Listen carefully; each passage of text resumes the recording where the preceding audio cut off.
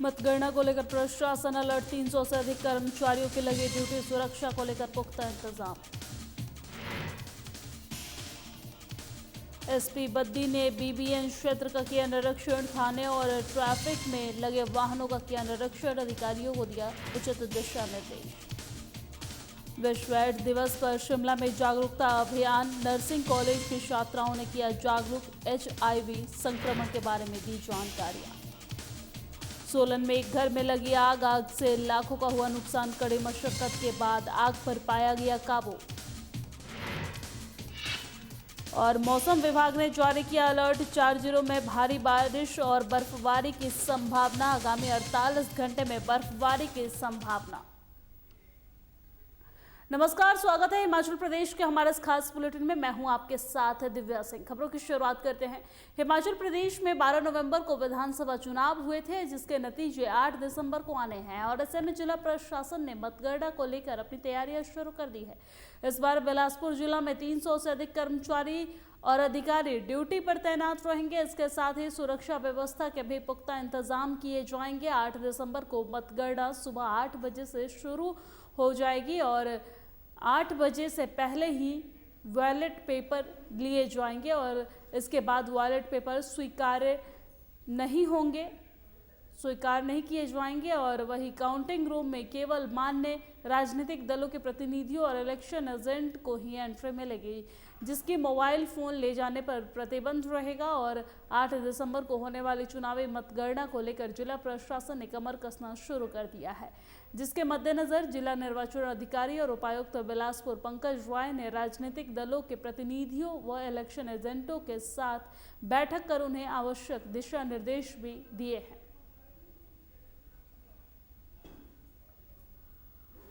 जो काउंटिंग है वो 8 तारीख को होगी और हमारी काउंटिंग की 3 लोकेशंस हैं। एक जंडूता में है, जो जंडूता कॉलेज में है, जहाँ पे जंडूता कॉन्स्टिट्यूंसी की काउंटिंग होगी। घुमारवीं कॉन्स्टिट्यूंसी की काउंटिंग घुमारवीं कॉलेज में होगी और बिलासपुर और नैना देवी की काउंटिंग जो है वो जो डिग्री कॉलेज बिलासपुर में है, इसमें काउंटिंग होगी। काउंटिंग के लिए तैयारियाँ हमारी चल पड़ी हैं और 4 तारीख तक सभी काउंटिंग हॉल्स तैयार हो जाएंगे। ट्रेनिंग जो है, जो काउंटिंग सुपरवाइज़र, काउंटिंग असिस्टेंट और माइक्रो ऑब्जर्वर्स है, उनकी ट्रेनिंग हमने 3 और 7 तारीख को रखी है और इसमें पूरी पारदर्शिता बरती जाएगी और हम कोशिश करेंगे कि जो ये ट्रेनिंग है वो अच्छे से हो और 7 तारीख तक सारी ट्रेनिंग कंप्लीट कर ली जाए। और आज जिला पुलिस अधीक्षक बद्दी कार्यालय में बीबीएन क्षेत्र के सभी थानों और चौकियों के ट्रैफिक में इस्तेमाल होने वाले वाहनों का औचक निरीक्षण किया है। साथ ही वाहनों में होने वाले बदलाव और खराबियों को जल्द से जल्द दूर करने के आदेश भी दिए हैं। एसपी ने चालकों को सख्त दिशा निर्देश दिए हैं। वही एसपी बद्दी ने गाड़ी को चलाकर देखा है कि वाहन सही ढंग से रिस्पॉन्स कर रहे हैं कि नहीं। वही बीबीएन के सभी थानों के वाहनों को जांचा गया है, जो कि बढ़िया स्थिति में पाए गए हैं। जो भी खामियां पाई गई हैं उसे तुरंत ठीक करने के आदेश भी दिए गए हैं।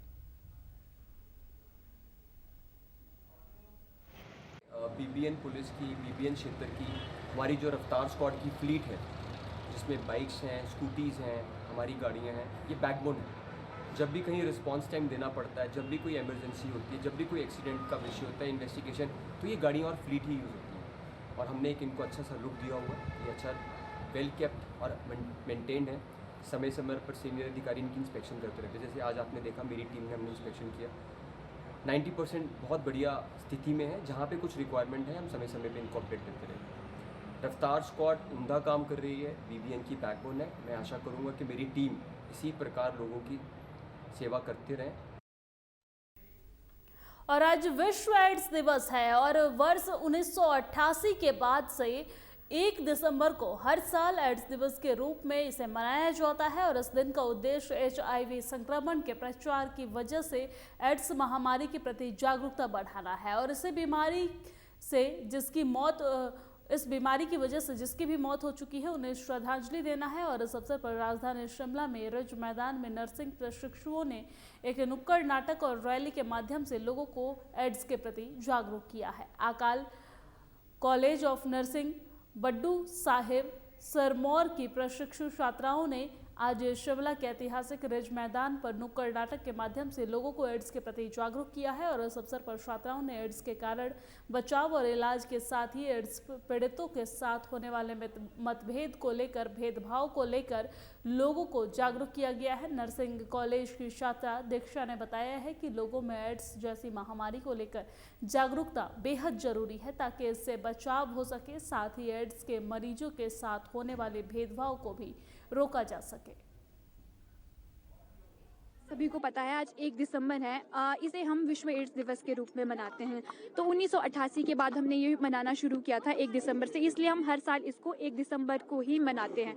तो हमारा जो मेन मोटिव है इस प्रोग्राम का, इस अवेयरनेस प्रोग्राम का, क्योंकि काफ़ी सारे लोग हैं जिन्हें एड्स के बारे में जानकारी नहीं है, बस उन्होंने सुना है कि एड्स, बट लोगों को पता है नहीं कि एड्स होता क्या है। हमारा मेन मोटिव यही है कि हम लोगों को जागरूक करें, उन्हें एड्स के बारे में बताएं होता कैसा है ये, और इसके बारे में कुछ लोगों को नहीं पता ये रोग होता क्या है, बट इसके बारे में धारणा है कि ये छुआछूत है, छूने से या फिर ऐसे होता है, लेकिन ऐसा कुछ नहीं है। एड्स कभी भी छूने से, साथ खाने पीने से नहीं होता है। एड्स एक ऐसी बीमारी है जो एक से दूसरे इंसान को होती है, बट ये बीमारी हमारे शरीर के तरल पदार्थ जैसे कि आंसू, माँ का दूध, यौन रस, खून, इसके कांटेक्ट में आने से होती है। ये कभी भी छूने या साथ खाने पीने से नहीं होती। तो हमारा मेन मोटिव यही है कि हम लोगों को जागरूक करें एड्स दिवस पे कि एड्स है क्या, ये किससे फैलती है, HIV नामक वायरस है जो एड्स कॉज करता है। तो हमारा मेन मोटिव यही है कि लोग एड्स के बारे में जाने।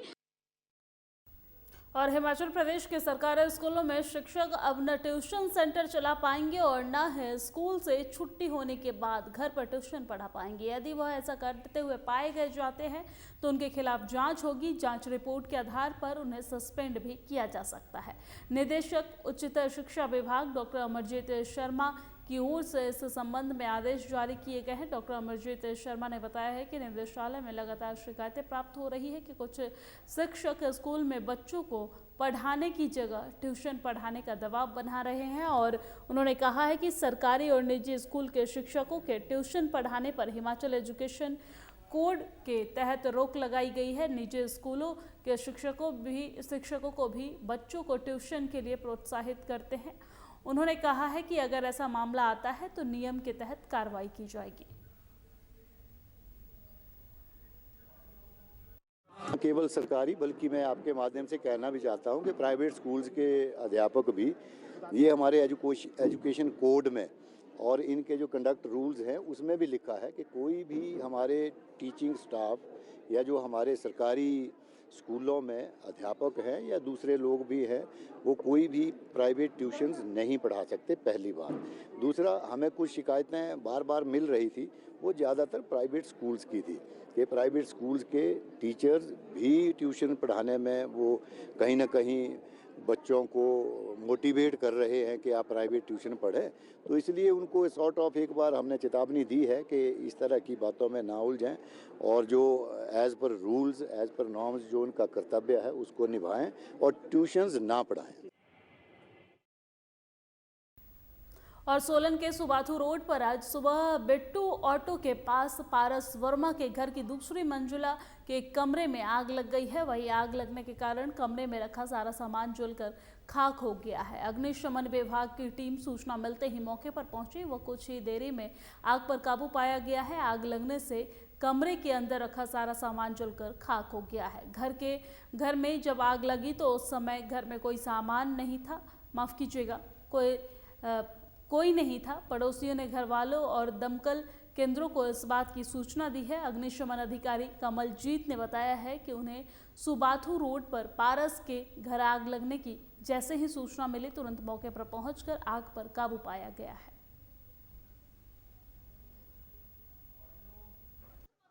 सूचना मिली कि सुबाथू रोड पे जो है एक घर में आग लगी है, तो तुरंत हम जो है गाड़ी लेकर आए और जब यहाँ देखा तो बहुत धुआं निकल रहा था और जो सिचुएशन थी वो बहुत ख़राब थी क्योंकि बहुत ज़्यादा दूर था सड़क से। तो बड़ी मुश्किल से हमने जो है लोगों की सहायता से जो है अपने पाइपों को भी छाकर जो है स्पॉट तक जो है पहुँच की और उसके बाद जो है आग को बुझाना शुरू किया। आग को लगभग जो आस पड़ोस के लोग थे और जो मकान मालिक था उन्होंने पूरी तरह से बुझाने की कोशिश की और जहाँ तक नुकसान का जो अभी आकलन हम कर रहे हैं उनसे भी पूछ रहे हैं, लेकिन जो कमरे के अंदर रखा हुआ था सारा सामान जो है वो जल गया है।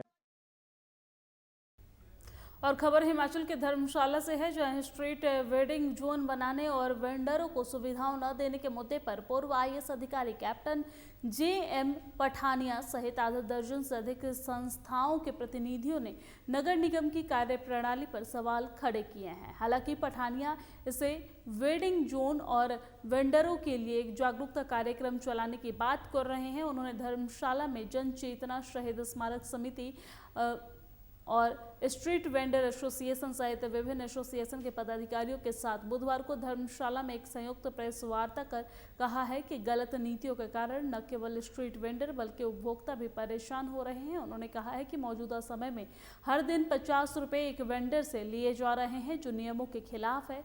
वेंडिंग जोन छोटे या बड़े भी बनाए जा सकते हैं और इसके लिए टाउन वेंडिंग कमेटी का गठन किया जाना भी अनिवार्य है। पठानिया ने कहा है कि वेंडिंग जोन बनाए जाने को लेकर सभी संस्थाएं मिलकर एक ज्ञापन भेजेंगी और 1 माह के भीतर इस पर काम नहीं हो पाया तो लीगल नोटिस भी जाएगा।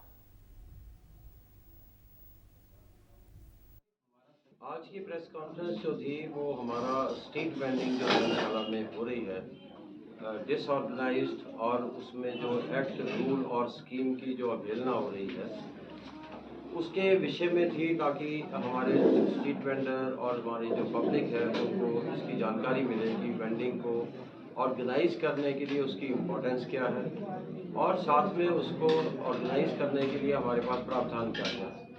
तो किसी भी शहर के लिए जो स्ट्रीट वेंडिंग है एक बहुत इम्पॉर्टेंट एक्टिविटी है।